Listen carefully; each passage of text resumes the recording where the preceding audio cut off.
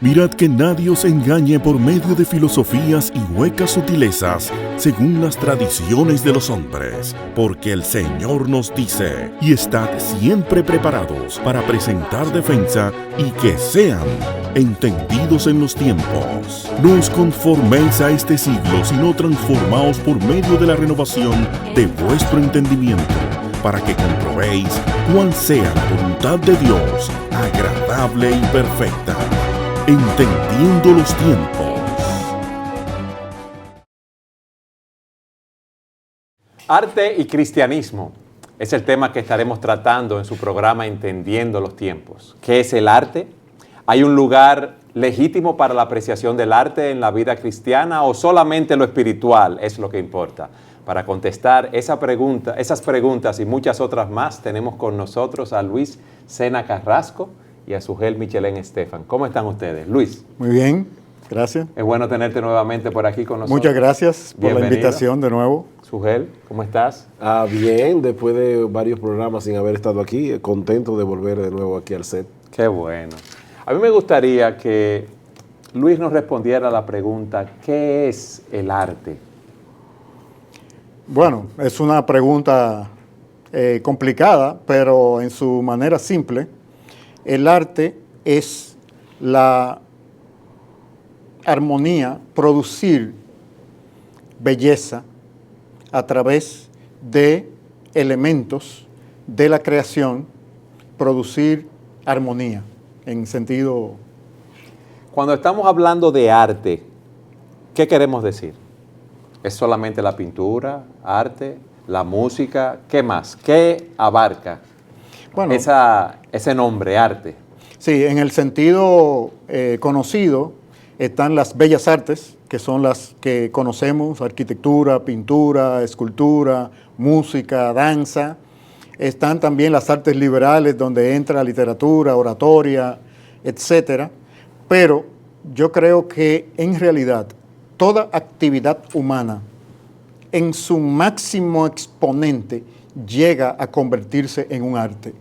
Por eso aún disciplinas, como por ejemplo la gerencia, tiene sus técnicas, pero los gerentes genios lo cultivan a un nivel artístico. La ingeniería es bastante cálculo y matemática, pero cuando la ingeniería ya se eleva a utilizar su técnica para responder a la inspiración, buscando niveles de armonía más altos, está trabajando a un nivel artístico. Luis, ponme un ejemplo, eso de los gerentes, cuando dominan el arte gerencial. Ponme un ejemplo de eso. Bueno, por ejemplo, pudiéramos citar a Peter Drucker, conocido tal vez como el gurú, la máxima exponente de la gerencia durante el siglo XX. Cuando tú lees los libros de Drucker, su discernimiento sobre el funcionamiento de las organizaciones y sobre la sociedad del conocimiento que estaba surgiendo, ya responden a discernimientos que él estaba teniendo de los tiempos del siglo XX, que no eran pura técnica, por ejemplo, como los estudios de tiempo y movimiento de Taylor o las técnicas que se desarrollaron en las fábricas de Henry Ford. Ya se estaba hablando de niveles contextuales, de ideas, de principios, que se puede decir que son expresiones artísticas en el campo de la gerencia. Entonces, por el hecho de él ser un pionero en la gerencia, en la administración, ¿ya por eso es un artista? No, por la armonía. Por ejemplo, Einstein dedujo su teoría de la relatividad mucho antes de poder demostrarla, mediante un discernimiento de la armonía en las fórmulas. Ese sentido de armonía es un tipo de belleza. Entonces, cuando decimos arte, estamos hablando de intencionalmente manejar elementos para producir belleza y armonía. Ahora, hablando en un lenguaje todavía más llano y yéndonos de los genios a las personas comunes, todos nosotros hacemos arte. Nosotros fuimos creados por Dios. Y Dios es un artista, Dios es el artista original. Creados a su imagen, nosotros podemos crear belleza, nosotros podemos crear armonía. Eso ocurre con una obra maestra como La Piedad de Miguel Ángel, Pero también hace arte una persona que escribe una carta bella, hace arte una mujer que prepara la mesa de una forma hermosa, un banquete, hace arte el individuo que trabaja en un jardín. O sea que para ser artista no hay que llevar el arte solamente a la parte de la genialidad. Todos nosotros de una forma u otra tendemos a producir arte. Lo que pasa es que definitivamente hay arte más sofisticado que otro y hay mejor arte que otro. Pero por eso Edith Schaefer, la esposa de Francis Schaeffer, escribió un libro muy bueno que se llama El arte escondido, donde ella decía, tú tienes que descubrir esa chispa de arte que Dios ha puesto en ti por el hecho de haber sido creado a la imagen de Dios. Sí, y Dios es belleza. Entonces hay una necesidad intrínseca en nosotros que hemos sido creados a imagen y semejanza de Dios, de percibir la belleza, porque percibiendo la belleza y disfrutándola, nos acercamos a la naturaleza de Dios. ¿Ese es el propósito de las artes en la vida de los seres humanos, Luis? Para eso Dios lo creó, para revelarse a sí mismo. Dios es hermoso, Dios es bello. Él creó la belleza para que nosotros, los humanos, podamos conocer ese rasgo de su carácter y acercarnos a Él. La caída nos distanció, pero todavía el remanente de su imagen y semejanza en nosotros tiene necesidad de apreciar y disfrutar de la belleza. Vamos a decirlo de esta manera, Eduardo. La razón de ser del arte es darle gloria a Dios. La razón de ser, aunque el artista pagano, el artista no creyente no lo reconozca, Dios le dio al hombre la capacidad de crear arte para la gloria de su nombre, porque esa expresión artística del hombre, de una forma u otra, muestra facetas de Dios. Dios pudo haber hecho que el sol saliera por la mañana como una bola blanca y se ocultara por la noche, y iluminar igualito. Pero Dios llena el cielo como una paleta de colores, y Dios lo hace de una manera espectacular, porque Dios es un artista. Dios crea la naturaleza llena de belleza, llena de arte, y le da al hombre esa capacidad. De ahí la importancia de que nosotros creemos un buen arte, porque el mal arte distorsiona la gloria de Dios. El mal arte presenta una imagen distorsionada de Dios. Y de hecho nosotros lo vemos en la Biblia. La Biblia es un libro hermoso. Y vemos al Señor Jesucristo creando historias imaginativas para poder llevar adelante ciertas enseñanzas. Cuando una persona le pregunta al Señor, entonces, ¿quién es mi prójimo? Cristo pudo haberle dicho, mira, aquella persona necesitada que está al lado tuyo, pero Él crea una historia, Él inventa una historia, y a través de esa historia impacta más profundamente la mente y el corazón de ese hombre que a través de una definición de diccionario de quién es mi prójimo. Porque el arte se constituye en un medio de transmisión de ideas y conceptos. Por eso es que decía... Lo transmite a través de belleza. Por eso es que es tan poderoso, porque es subliminal, porque pasa por todos los filtros conscientes nuestros y viene ligado al disfrute de la belleza. Por eso los contenidos que van a través del arte entran tan poderosamente en la mente y el corazón de los seres humanos. Pablo Picasso decía, el arte es la mentira que nos permite comprender la verdad. Es la mentira que nos permite comprender la verdad. Me imagino que muchos televidentes se están preguntando, ok, ¿cómo yo puedo aprender a apreciar ese arte? ¿Sabes, Eduardo, que tú acabas de hacer una pregunta sumamente importante? Ahora, la sociedad humana parece estar dividida entre personas que han aprendido a apreciar el arte y personas que no saben cómo apreciar el arte.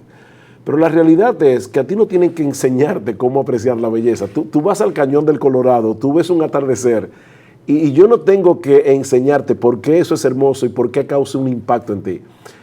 Es verdad que hay cierto tipo de arte que con un conocimiento adicional tú lo puedes apreciar mejor. Pero yo creo que es importante para la persona que nos está mirando que entienda que puede apreciar el arte sin coger un curso. No hay que tomar un curso necesariamente de apreciación. El hecho de aprender a apreciar la música, el hecho de aprender a apreciar la pintura, definitivamente te va a proveer herramientas para tú poder interpretar mejor la obra de arte que tú tienes delante de ti. Pero hay algo que ocurre cuando tú ves una verdadera obra de arte que no hay que explicártelo. Tú lo ves, lo escuchas y tú dices, wow, impactó mi alma. porque era buen arte, era un arte hermoso.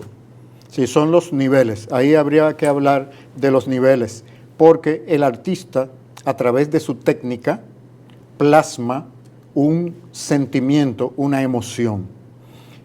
En la contemplación, entonces, mientras más entrenados están nuestros sentidos en el lenguaje de la técnica, más cerca de la emoción que el artista quiso plasmar llegamos. Pero eso es algo muy subjetivo, Luis. Es que eminentemente es subjetivo. Sin embargo, Dios en la creación puso, primero, Dios es el gran artista. Él contempla la belleza de su creación él mismo. No necesita humanos para que la contemplen.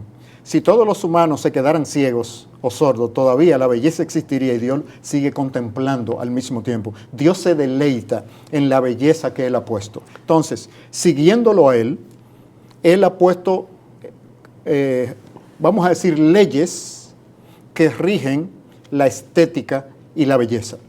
Por ejemplo, el orden, el balance, la armonía, el desorden no comunica belleza. Pero alguien te la puede armonía decir, de proporciones. Entonces, la subjetividad quiere decir cómo tú lo captas, pero es como la comunicación. Para poder comunicarnos como nuestra personalidad, necesitamos poder aprender a hablar y un idioma común. Entonces, la técnica funciona como un idioma. Pero mira, por ejemplo, para que las personas puedan tener una categoría bíblica donde entrar esto. En Génesis capítulo 2, versículo 9, dice que Dios hizo nacer todo árbol en la tierra que era delicioso a la vista y bueno para comer. En otras palabras, Dios hizo un árbol que es útil, es bueno para comer, alimenta al ser humano, pero al mismo tiempo es hermoso de ver. Dios pudo haber hecho un árbol sin hermosura. Lo que yo decía ahorita, Luis, y entiendo que sí, que estamos complementando una idea con la otra, es que mientras mejor entrenado tú estés para apreciar el arte, definitivamente más profundo vas a llegar en tu aprecio y aún en la emoción. Pero también quiero quitarle a la persona el temor de que yo tengo que estar muy bien entrenado para poder apreciar una obra de arte, porque la realidad es que el arte se aprecia instantáneamente, o sea, es arte. O sea, la belleza Exacto. que comunica la obra de arte se percibe con los sentidos y tiene una trascendencia porque comunica un rasgo del carácter de Dios instintivamente. hay personas que toman un papel, hacen 3 círculos, una raya, un cuadrado, y lo ponen en un cuadro y vienen otros a admirarlo. Ah, qué hermoso, pero son cosas que no se entienden. Explíqueme eso. Bueno, lo que pasa es que aquí habríamos que comenzar No a trabajar. no cualquier persona Sí, puede hacer eso. Exacto. Ah, tú me dirás, bueno, los trazos que hace son muy simétricos, hay una armonía en Vamos a eso. ponerlo de esta manera. Siempre se ha dicho que el artista es la persona que usualmente capta más rápido, porque es el ser más sensible, los cambios de pensamientos que se están produciendo en la sociedad. Entonces tú comienzas a ver ya en el siglo XIX, comienzas a ver el impresionismo en el arte, donde ya el artista no está tratando de presentarte algo a nivel fotográfico, ¿sí? Sino que a través de puntos él te va dando una impresión, y por eso se llama impresionismo. Ahí está Monet, Manet, Renoir, Gauguin, que son preciosos los cuadros de los impresionistas. ¿Por qué ellos comenzaron a pintar así? Bueno, en primer lugar, definitivamente la fotografía tuvo mucho que ver con eso. Tan pronto comienza la fotografía, las personas dicen, bueno, pero ¿para qué yo necesito pintar un cuadro de Eduardo Saladín sentado en esa silla si yo puedo tomar una foto y se ve igualito Eduardo Saladín? Pero había algo más que eso. Ya el hombre estaba comenzando a poner en dudas la objetividad del conocimiento. El hombre había comenzado a poner en dudas la objetividad del razonamiento. El hombre había comenzado a tener esa desintegración del conocimiento que ya vemos en el siglo XX de una manera bárbara. Pablo Picasso, en ese sentido, fue uno de los grandes genios que cuando comienza a usar el cubismo, precisamente lo que hace es desintegrar la figura. Tú ves un cuadro de Picasso y tú dices, wow, ¿qué es lo que Picasso está tratando de decir? Algunos dirán, Picasso trató de introducirle movimiento a la pintura, pero fue más que eso. Picasso captó lo que estaba pasando con el razonamiento, con el pensamiento del hombre en esa generación. Ahora, Picasso era un buen pintor. Si tú ves los cuadros de la época azul de Picasso, tú dices, definitivamente él sabía pintar. Cuando tú ves el Guernica de Picasso, que es un cuadro muy fuerte, muy violento, no es un cuadro agradable a la vista, por lo menos no para mí. Yo tuve la oportunidad de ver el Guernica frente a frente, no solamente una litografía, es un cuadro enorme y muy fuerte. Yo no quisiera tenerlo en la sala de mi casa, excepto por el hecho de que cuesta millones de dólares, uno lo apreciaría en el nivel económico, pero no es necesariamente bello. Sin embargo, es genial. ¿A qué se debe esa genialidad, Suher? Que Picasso pudo plasmar en esa obra, en una forma pictórica y simbólica, lo que había pasado en Guernica, que fue una ciudad que fue bombardeada en la Guerra Civil Española. Tú ves en ese cuadro, tú puedes captar el horror, tú puedes captar la violencia de la guerra. Todo lo transmite a través de símbolos. En ese sentido es una genialidad. No necesariamente es bello. Eso es como...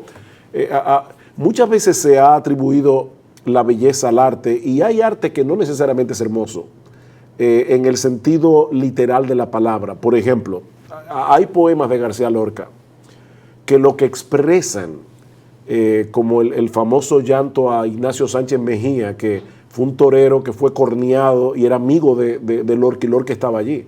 Y él te va describiendo cómo la gangrena va tomando cuerpo en este hombre y cómo finalmente lo mata. Yo no diría que es hermoso, pero es artístico, es fuerte la impresión. O sea, es hermoso cómo está comunicado, porque Exacto. el punto es la comunicación del sentimiento, la transmisión del sentimiento a través de la técnica. Eso es lo que el artista hace. Entonces, el artista percibe sus antenas de sensibilidad, perciben el pensamiento de la época y de hecho las tendencias del pensamiento. Por eso los artistas usualmente son la avanzada de hacia dónde va la sociedad muchos años antes de que el hombre y la mujer común lleguen ahí. Ok. ¿Cómo una persona, un televidente, se entrena para poder apreciar ese arte, para captar lo que ese artista quiere transmitirme a mí? Depende de qué arte estamos hablando. Por ejemplo, si fuera la pintura, una persona tendría que ser entrenada para ver los claroscuros, para ver la composición, para ver el uso de los colores, de las sombras. Cuando una persona tiene un ojo entrenado y ve un cuadro, por ejemplo, de Rembrandt o de Vermeer, que es... hay cuadros de Vermeer que todavía al día de hoy las personas se preguntan cómo fue que él pudo captar eso con la vista simplemente, cuando estamos hablando de 400 años atrás. Entonces, una persona en el día de hoy que vea eso, parece una fotografía, pero si tú lo entrenas a decirle lo que ese artista estaba tratando de hacer, la técnica que usó, la dificultad que él tenía en la época en que le tocó pintar ese cuadro, entonces va a decir un wow con más entendimiento. Pero si fuera la música, es otra cosa. O sea, yo creo que tú me lo compares, Suher, mira, con la música clásica y la música de calle. Ok. Tú tomas una obra de Johann Sebastian Bach. Es una obra compleja. ¿Qué significa compleja en ese sentido? Johann Sebastian Bach tomaba diferentes líneas melódicas y armónicas que se van entretejiendo como un tapiz una con otra. Y es impresionante lo que Bach logra. Es una música muy matemática. Hay mucha matemática en la música. Tú tomas en el día de hoy cualquier ritmo popular, no todo el ritmo popular, yo no quiero condenar ahora toda la música popular y decir que los tiempos pasados siempre fueron mejores, porque hay buenos artistas en el día de hoy, pero definitivamente mucha de la música popular que la gente escucha en el día de hoy es muy simple, es un ritmo repetitivo, con una melodía repetitiva, que es muy fácil de componer. Componer los conciertos de Brandenburgo de Johann Sebastian Bach es otra cosa. Eso exige una técnica, eso exige un conocimiento. O, por ejemplo, para mí personalmente, uno de los logros más impresionantes del ser humano es la Novena Sinfonía de Beethoven. Cuando uno piensa que este individuo compuso esa obra magistral cuando estaba completamente sordo, Eso es tan genial como el hecho de hacer un cohete que llegue a la luna desde la Tierra. Es increíble que un ser humano pueda lograr eso. Y no quisiera dejar de decir que cuando yo escucho música como esa, yo no dejo de pensar en lo siguiente. Esa genialidad artística de un Brahms, de un Beethoven, de Bach, de Vivaldi, es una pequeña gota minúscula en comparación con la capacidad artística que tiene Dios. Uno de los problemas del ateo es que no puede explicar la existencia de la belleza y por qué el hombre puede tener la capacidad de apreciarla. Decía, uno de los momentos más engorrosos para un artista, para un ateo, es cuando observa un atardecer, la hermosura de un atardecer, y no tiene a nadie que darle las gracias. Tú tienes eso ahí, es un accidente, pero cuando yo pienso que hay una genialidad infinita, la genialidad de Dios, la sabiduría de Dios, yo puedo darle gloria a Dios mientras aprecio el arte. O sea, no es un aprecio del arte solo por el arte, es que el artista le da gloria a Dios y el que recibe el beneficio del arte debe darle gloria a Dios. Entonces, en ese sentido, el arte funciona como un transmisor de ideas y conocimiento. Transmite la persona de Dios o transmite la caída. Entonces, mucho del arte contemporáneo y sobre todo del arte del siglo XX en Occidente, al ir pasando de una cosmovisión judeo-cristiana a una cosmovisión humanista secular, los artistas reflejaron ese deterioro y nosotros tenemos manifestaciones artísticas que comunican ideas contrarias a la armonía, contraria a la verdad, contraria a la belleza, contrario a lo que es Dios.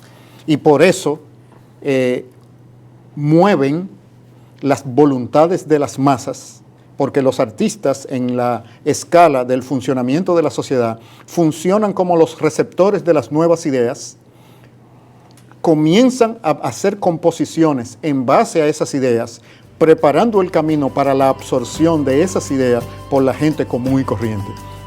Vamos a seguir hablando de ese tema en nuestro próximo segmento. Siga con nosotros en su programa Entendiendo los Tiempos.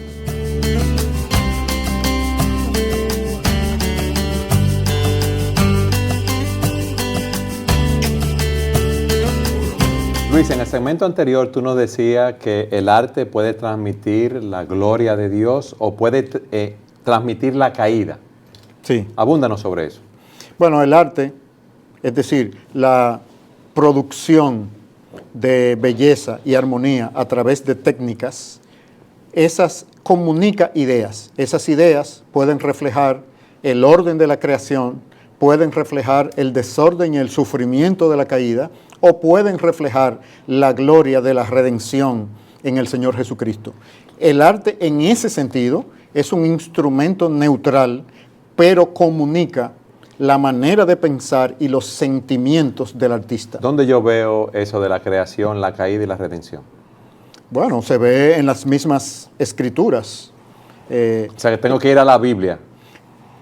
Son un ejemplo, porque hay arte en la escritura. Dios ha utilizado el arte para comunicarnos sus propósitos, así como Él ha usado el arte para comunicarnos su esencia en la variedad y belleza de la creación. Y el mismo plan de redención es una obra de arte. Cuando nosotros analizamos la genialidad de cómo Dios satisfizo su condición de ser justo y a la vez justificar al pecador con la ingeniosidad, eso tiene la genialidad de una obra de arte, porque es eso, expresar mediante técnicas, mediante procesos, belleza, sobre todo armonía en las proporciones de los conceptos, de los sonidos, de las imágenes. Entonces, en ese sentido, toda manifestación, todo sentimiento humano es expresado a través del arte. No solamente los más nobles, sino los más bajos también de la caída, como en mucha manifestación de violencia y de fealdad en las relaciones que el arte cinematográfico en nuestra generación comunica con tan gran propiedad. Entonces, en la escritura, en el tabernáculo, vestimenta de los sacerdotes, el templo de Salomón, son manifestaciones de obras artísticas geniales para el mundo conocido, no solamente con propósito religioso. El trono de Salomón es descrito en la Escritura, tenía un propósito utilitario, vamos a decirlo así, pero era una obra de arte. Bueno, de hecho, nosotros tenemos en la misma Biblia el libro Cantar de los Cantares, que es el cantar inspirado por el Espíritu Santo, que refleja en una forma muy hermosa la relación entre un hombre y una mujer casados. Sin embargo, en el primer libro de Reyes dice que Salomón compuso más de 1000 cantares. Eso quiere decir que Salomón escribía poesía. Y no era poesía utilitaria, no era poesía, no eran panfletos evangelísticos. O sea, él componía cantares de amor, le cantaba al amor, y uno de ellos fue inspirado por el Espíritu Santo y por eso está en la Biblia. Pero hubiera sido interesante conocer los cantares de Salomón. Volviendo al ejemplo, o sea, los otros cantares que no están en las Escrituras, volviendo al ejemplo de que Luis decía de que hay arte que glorifica a Dios, hay arte que manifiesta el estado caído del hombre, me vino a la mente la película El Náufrago, que se dio hace unos años con Tom Hanks. Esa película pudiera compararse con el Robinson Crusoe de Daniel Defoe. Es la misma cosa, un individuo que llega a una isla y queda solo y desamparado en esa isla por años. Pero hay una diferencia fundamental entre el Robinson Crusoe de Daniel Defoe y El Náufrago de Tom Hanks. En El Náufrago de Tom Hanks se exalta la ingeniosidad del ser humano para sobrevivir y poder salir de esa situación por sí mismo. De hecho, Borges, que era un escritor genial, él decía que si alguna vez, que hay personas a veces te preguntan, si tú te quedaras solo en una isla, tú naufragaras solo en una isla, ¿qué libro te llevarías contigo? Y Borges decía, yo me llevaría Cómo construir un barco. Pero el asunto es que Tom Hanks está solo allí y él sobrevive solo. Sin embargo, el libro escrito por Daniel Defoe presenta una cosmovisión completamente diferente, porque Robinson Crusoe no sale del apuro por sí mismo. No es una exaltación del ingenio humano. Robinson Crusoe le pide ayuda a Dios, clama a Dios. Entonces ahí vemos dos cosmovisiones muy diferentes en dos historias muy similares. Y yo creo que eso ilustra lo que tú decías, Luis, de cómo hay un arte que puede darle gloria a Dios y un arte que presenta de una manera muy evidente el estado caído del ser humano. Y ambos usan las mismas técnicas. Por eso es que nosotros como cristianos necesitamos discernimiento para saber analizar los contenidos y discernir qué mensaje y qué cosmovisión el artista está tratando de penetrar en nuestra mente y en nuestro corazón. Porque como lo hace a través de armonía y belleza, nuestros filtros intelectuales no están preparados para filtrar los contenidos, y muchas veces son subliminales. ¿Cómo yo me preparo entonces, Luis, para yo filtrar esos contenidos? Primero, tenemos nosotros que tener una mente madura en Cristo, una mente que puede ver la obra de la redención en la totalidad de la vida, no solamente de la vida religiosa, de la vida de iglesia o de la vida espiritual.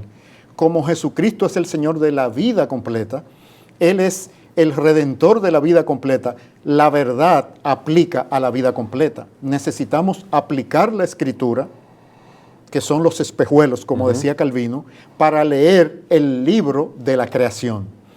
Con una mente entrenada así, nosotros vamos a poder discernir en una obra de arte la calidad técnica diferenciada del mensaje de pensamiento del artista, y vamos a poder apreciar uno u otro. Es decir, en algunas películas nosotros podemos ver un desarrollo técnico o de la técnica cinematográfica muy elaborado, pero podemos apreciar que el contenido que está tratando de comunicar el productor y el director no coinciden con la verdad de Dios revelada en las Escrituras. Tal vez, perdón, el punto, ejemplo, Eduardo, el punto aquí es, no apagues el discernimiento. Cuando tú estás viendo el arte... No te dejes cautivar por la belleza. Exacto.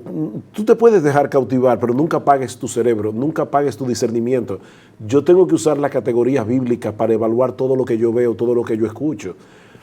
Yo recuerdo cuando niño que dieron la película The Sound of Music, en español fue La novicia rebelde. Sí, el sonido de la música. Sí, exacto, era una película muy hermosa. Hay un momento en que ella canta una canción cuando finalmente vence el amor entre ella y el papel que hizo Christopher Plummer en la película. Y Julie Andrews canta una canción que dice, algo bueno yo tengo que haber hecho para que Dios me premiara de esa manera, porque nada viene de la nada. O sea, nothing comes from nothing. Tú dices, es tan bonita la letra, es tan bonita la música, pero lo que está diciendo es una herejía a la luz de lo que la Biblia enseña acerca del Evangelio y a la luz de lo que la Biblia enseña acerca de la gracia. Entonces yo puedo todavía ver The Sound of Music y puedo apreciar la música y puedo apreciar la belleza, pero yo no puedo apagar mi teología cuando estoy viendo The Sound of Music. Porque el problema es que los dos vienen juntos. Y ahí es donde está el problema de la falta de discernimiento. Entonces, el mal utiliza el arte para alejar a las personas de Dios. Dios quiere que nosotros usemos el buen arte y la comunicación de belleza para acercar las personas a Jesucristo. Y ese es el reto que tiene nuestra generación de cristianos en nuestra época. Y aún, entrenar a nuestros hijos. Yo recuerdo cuando se dio la película La vida es bella, que es un padre en la Segunda Guerra Mundial que trata de mantener en cordura a su hijo en medio de toda esta brutalidad. Los campos de concentración. En un campo de concentración. Y él inventa todo un juego. Cuando salimos de la película, yo hablé con un padre que me decía, yo debo ir a ver esa película con mi hija adolescente, porque ahí se exalta la mentira. Ese padre estuvo todo el tiempo mintiéndole a su hijo. Yo le decía, yo creo que tú puedes ir a ver la película, pero analízala con ella. Un análisis puede ser el siguiente. Sí. ¿Qué cosa buena hizo ese papá? Él protegió a su hijo, protegió la mente de su hijo. Ok, la pregunta es, ¿cómo él pudo haber protegido la mente de su hijo sin tener que estar mintiéndole todo el tiempo? Hay otras categorías que yo puedo usar para poder proteger la mente de mi hijo. Al hacer ese ejercicio con esta muchacha adolescente, yo le estoy entrenando para que ella sea capaz de filtrar cuando ella vaya a ver una película y pueda discernir una cosa de la otra. Hay arte que un creyente no puede consumir. Por ejemplo, la pornografía. Por más artístico que quieran mostrar eso, la pornografía sigue siendo pornografía y sigue siendo dañina al alma. Pero hay otras cosas que no son pornográficas y pueden ser tan dañinas en el pensamiento que están transmitiendo como una película pornográfica. Entonces, hay creyentes ¿Tú me pones un ejemplo de eso? Como los comerciales. Por ejemplo, el espíritu del materialismo de la época es exaltado en esas obras de arte, de mercadeo, de los anuncios del Super Bowl. Ahí en los anuncios del Super Bowl se hacen obras de arte de la publicidad y el mercadeo. Pero los mensajes que transmiten es una exaltación del materialismo de una generación que está siendo llevada a que el disfrute de lo sensual y los placeres es lo máximo de la vida. Las técnicas utilizadas, excelentes, las imágenes, todo, pero el mensaje está ahí. Entonces, cuando nosotros no tenemos discernimiento, las dos cosas entran juntas. Ese es el poder del arte, que su mensaje no siempre es tan explícito, tal vez como en un comercial que tienen que terminar con una marca, sino que es muy subliminal. Y los contenidos subliminales pasan a través de impresiones. Esas impresiones pueden estar transmitiendo la rebeldía a Dios o la obediencia a Dios. Entonces Dios ha puesto las técnicas en la creación, las técnicas de arte, para que nosotros la pongamos al servicio de la redención. No quiere decir todo el tiempo con un tema evangelístico o religioso, sino un tema apuntando a la naturaleza de la belleza de Dios, que haga al ser humano necesitarlo, y entonces el Evangelio le expresa el camino cómo llegar a él. Hay una escena interesante en la Biblia cuando Moisés y Josué bajan del monte y el pueblo se ha rebelado. Hay una fiesta orgiástica completamente en Éxodo capítulo 32. Y Josué, que era bien inexperto, decía, parece que hay guerra en el campamento. Y dice Moisés, no, yo lo que oigo es fiesta en el campamento. La pregunta es, ¿qué tipo de música y qué tipo de expresión artística estaban dando los israelitas en medio de su orgía que Josué lo interpreta como una guerra? qué tipo de violencia se estaba manifestando en esa música. Y era música. Sin embargo, yo puedo manifestar diferentes cosas a través de la música. Yo puedo hasta poner melancólico a todo un auditorio a través de la música, usando tonos menores. Sí. Entonces, las personas que saben componer, ellos saben cómo impactar tus emociones a través de la música sin palabras, sin usar ninguna letra, solamente la música. Y el arte tiene un poder tal. Hay un síndrome que se llama el síndrome de Stendhal, que son personas que se desmayan ante tanta percepción de belleza. Gente que están percibiendo un cuadro y de repente se desmayan. O sea, la impresión que le causa la obra de arte es tan fuerte emocionalmente que se desmayan. Muy interesante, pero vamos a la pausa. Siga con nosotros en su programa Entendiendo los Tiempos.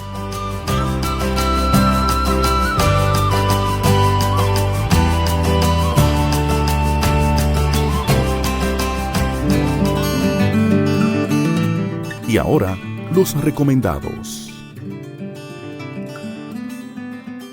En lo recomendado para hoy tenemos el libro Arte y Biblia del Dr. Francis Schaeffer. En este libro, el Dr. Schaeffer muestra cómo la Biblia misma enseña los diferentes usos que del arte Dios hizo en el Antiguo Testamento. Luego vuelve de nuevo a nuestro tiempo, sugiriéndonos 11 perspectivas desde las cuales elaborar un punto de vista cristiano sobre el arte. Y como dice el libro, para el cristiano, el arte puede ser fuente de gozo, símbolo de creatividad y realización que demuestra la dignidad de la persona humana hecha a la imagen de Dios, el Creador. Arte y Biblia, del Dr. Francis Schaeffer.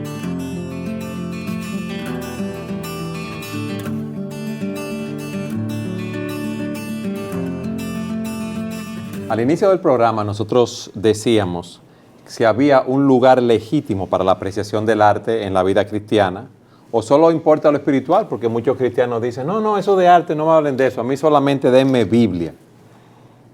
¿Promueve Dios el arte, Luis? Claro, lo promueve primero en la creación, segundo en su revelación, porque debemos entender que cuando hablamos de arte estamos hablando de expresar belleza, y Dios es la belleza. Entonces, cuando nosotros percibimos la belleza, percibimos un rasgo de Dios que no podemos interpretarlo debido al pecado y la caída. Pero si nosotros en nuestro estado, como en el huerto del Edén, Adán y Eva, o como lo estaremos en la Nueva Jerusalén, aquellos que lleguemos allá por la redención en Jesucristo, nosotros vamos a poder percibir en la belleza de esa cielos nuevos y tierra nueva el carácter y la naturaleza de nuestro Dios. Entonces Dios quiere que nosotros lo conozcamos en todas sus características, tanto de verdad, de bondad, como de belleza. Entonces el arte comunica, desarrolla en los humanos esa percepción de la persona de Dios que tiene que ser clarificada con su revelación escrita sobre el Evangelio, pero que su divinidad es comunicada a nosotros a través de la belleza. Dios promueve en los seres humanos que desarrollemos esa capacidad, porque para eso Él la puso en nosotros. Más aún, en la Biblia se enseña claramente que Dios le dio a ciertas personas capacidades artísticas para hacer cosas hermosas que estaban conectadas con su adoración. Por ejemplo, en el tabernáculo, dice que el Señor le dio a Bezaleel capacidad para poder hacer diseños. Y algo interesante que podemos ver en el tabernáculo, por ejemplo, en Éxodo capítulo 28, es que el Señor le manda esculpir granadas que son azul, púrpura y carmesí. Lo interesante es que en la vida real no existen granadas púrpuras, esa fruta no existe. Dios está mostrándonos ahí el papel que juega la imaginación en esas cosas. En la Biblia nosotros tenemos el lenguaje apocalíptico y el lenguaje apocalíptico es increíblemente imaginativo. Aparece una ciudad en forma de cubo, aparece un dragón con 7 cabezas. Eso no existe en la realidad, pero Dios quiere que tú comiences a imaginar, que tú uses la imaginación. Y el artista es capaz de plasmar eso que tú solo puedes imaginar Él lo puede plasmar en la literatura, en la escultura, en la pintura, en la música. Entonces, vemos en la misma Biblia el hecho de que Dios le dio esa capacidad al hombre. Una de las cosas que nosotros vemos en la Reforma Protestante es que la Reforma cambió el concepto de arte de los artistas que abrazaron el cristianismo. Hacían arte para la gloria de Dios. Johann Sebastian Bach compuso música para la iglesia que todavía al día de hoy podemos pasar 3 años tocando la música de iglesia de Bach sin repetir una sola pieza. Pero él compuso muchas otras cosas que no eran solamente para la iglesia. Y Johann Sebastian Bach, que era cristiano, a todas sus piezas le ponía sol y deo, gloria. Él componía para la gloria de Dios. Y todavía al día de hoy, en los manuscritos originales que tenemos de sus piezas, se pueden ver en los lugares más difíciles exclamaciones solamente con las iniciales, diciendo: Señor Jesús, ayúdame. Era un hombre que estaba componiendo con una conciencia de que su música era para la gloria de Dios, aún la que no era para la iglesia. Lamentablemente, en el siglo XVIII hubo un cambio radical en ese sentido. El pietismo alemán se introdujo y fueron los primeros que comenzaron a ver el arte. Como tú decías hace un momento, nosotros no necesitamos eso no tiene nada que ver con la devoción a Dios. Separaron el arte de la vida del creyente, y el racionalismo de la Ilustración también estaba emergiendo en ese mismo momento, y ahí el arte comenzó a cambiar. Y en cierto modo podemos decir que el germen de lo que iba a ser el daño que nosotros vemos en el día de hoy en mucho del arte que se produce, el germen se sembró en ese momento. Así que tenemos a los cristianos por un lado separándose del arte y aislando la vida cristiana del arte, los pietistas, y por el otro lado la Ilustración independizándose de Dios, independizando la razón de Dios, y luego produciendo un arte que manifieste esa autonomía que el hombre pretende tener. Entonces no hay territorio neutral. Entonces los cristianos debían en esos momentos presentar la gloria de Dios a través de las diferentes artes. No aislarse. El espacio artístico con producciones como por ejemplo lo hizo Bach. El dejar el vacío en la cultura por parte de los cristianos y de la redención es crear el espacio para que lo llene la rebeldía a Dios, el mal y el pecado. Esa es la conciencia que nosotros debemos tener como cristianos frente al arte. No hay espacio neutral. El arte o promueve la obediencia y el honor a Dios o promueve la rebeldía a Dios. Nosotros como cristianos hemos recuperado los propósitos originales de Dios y para que Él nos creó con la capacidad de percibir y de producir belleza. Si no lo ponemos al servicio de la redención y de Jesucristo, Satanás lo va a poner al servicio de la oposición a Jesucristo, que es lo que estamos mirando debido a que los cristianos, durante el siglo XX sobre todo, se retiraron de las esferas públicas, incluyendo la producción artística. Es que una cosa llevó a la otra, porque ahí volvemos otra vez al punto. Cuando en el escenario público, en la discusión de las ideas, los cristianos se retraen, eso hace que los inconversos, las personas que no creían en Dios, llenaran ese vacío y sus ideas fueron las que finalmente prevalecieron. Cuando tú estudias el arte, después de la época de la Reforma hasta el siglo XVIII, te vas a dar cuenta que muchos de esos artistas no eran cristianos en el sentido en que nosotros entendemos esa palabra por la Biblia, no eran convertidos a Cristo, pero la cosmovisión cristiana permeaba su arte. Y uno ve la crucifixión de Rembrandt, y cuando uno observa el cuadro con cuidado se da cuenta que Rembrandt se pintó a sí mismo levantando la cruz de Cristo en ese momento. Él se veía a sí mismo como aquel por quien Cristo estaba muriendo en la cruz. Fueron mis pecados los que llevaron a Cristo a la cruz. La cosmovisión cristiana estaba muy presente allí. Lamentablemente los cristianos dejaron un vacío intelectual, y eso afectó no solamente el arte, pero definitivamente afectó el arte. Y ahí hay una moraleja para nosotros recuperar eso, y eso se hace con artistas cristianos que tengan la madurez y la cosmovisión bíblica para poder producir un arte que ennoblezca la vida humana y sea obediente a la redención. ¿Ese es el reto de los cristianos en esta generación, Luis? Ese es el reto. Crear una generación, incentivar a los jóvenes a ser artistas fieles a Jesucristo en el contexto del arte y de las técnicas que maneja su generación. ¿Cómo se consigue esa motivación? Alguien decía, hablando de eso mismo, que hoy día si tú tienes a un muchacho joven que tiene definitivamente talento artístico, en muchas iglesias probablemente llegue a pintar el bautisterio, pero no va a llegar más lejos de ahí. O sea, no se le incentiva, no se le dice, mira, eso que tú tienes es un talento dado por Dios que tú puedes usar para la gloria de Dios. Entonces, ¿cómo se incentiva eso? Yo creo que en primer lugar cambiando la cosmovisión, cambiando esa forma de pensar. El arte es parte de la imagen de Dios en nosotros y es algo que podemos y debemos usar para su gloria. Tú dices que debemos cambiar esa cosmovisión. ¿Dónde empezamos a cambiarla? Mira, yo vuelvo de nuevo siempre al punto de la predicación expositiva. Calvino, lo que hizo en Ginebra fue predicar la palabra de Dios versículo a versículo. Si tú predicas todo el consejo de Dios, te vas a topar tarde o temprano con un montón de textos bíblicos que te van a dar una visión diferente del arte de la que tienen muchos cristianos en el día de hoy. Una visión diferente de muchas cosas. El arte va a estar incluido allí. Entonces yo creo que comenzar a predicar la Biblia tal cual está allí escrita. Y sobre todo aplicarla a los contextos de la vida real de las personas. Porque como tú citabas, Calvino enseñaba la Escritura, pero quienes la aplicaban y la vivían eran sus oyentes. O sea, Calvino no fue que realizó los cambios sociales. Él enseñó la palabra de Dios y sus oyentes tuvieron el discernimiento debido a su predicación con tanta perspicacia para aplicar los conceptos de la Escritura al mundo real.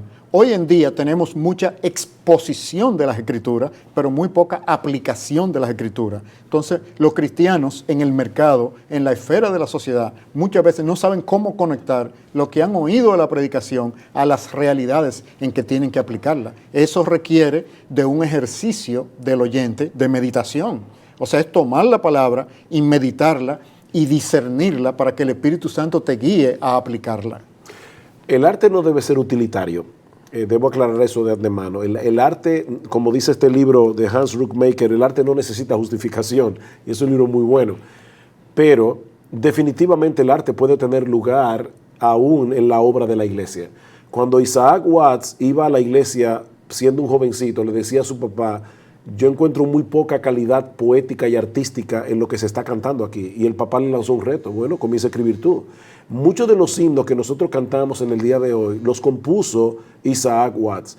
Lamentablemente, en el día de hoy no tenemos, gracias al Señor que los hay, pero no tenemos buenos compositores cristianos que estén componiendo himnos con buena calidad artística, con buena teología. Gracias al Señor, vuelvo y repito, los hay. Y debemos dar gloria al Señor. Necesitamos más. Pero necesitamos más. En todas las artes, incluyendo la que se dedica al culto público y la adoración, pero sobre todo la que le dé dirección a la cultura, porque es que al no haber espacio neutral, a los cristianos haber cedido el territorio de las artes en general a los inconversos, ellos son seguidores, discípulos de Satanás. Ellos no lo saben, pero Satanás los guía.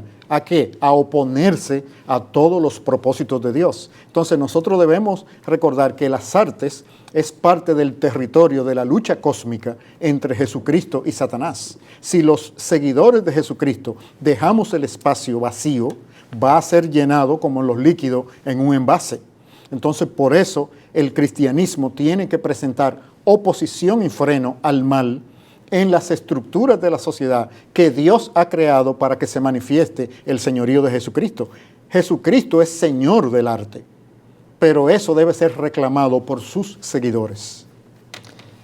Durante la pausa teníamos una pregunta que si el tiempo nos daba la íbamos a hacer. Y es una pregunta que llevaría un programa para responderla. ¿Es la belleza en ese arte objetiva o subjetiva?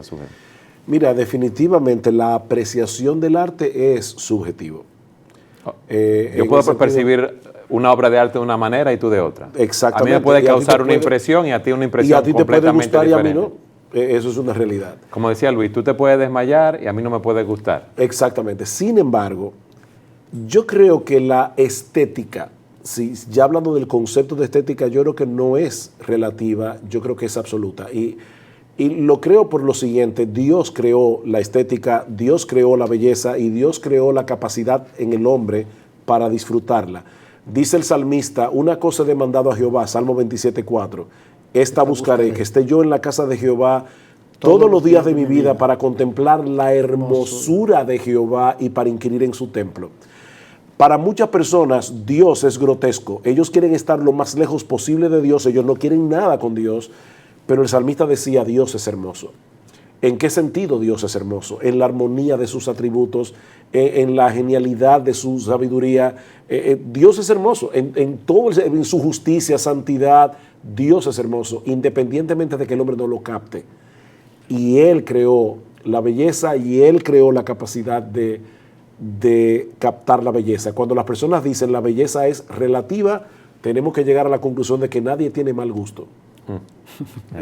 No pudiéramos decir que nada es feo. O sea, toda expresión artística es hermosa y eso no es verdad. Sin embargo, hay expresión artística que comunica los temas de la caída, de la depravación, de las pasiones más bajas de los seres humanos. El buen arte debe elevar al ser humano a aquello similar a Dios, que apunta a la persona de Dios y crea la necesidad de conocerlo mejor.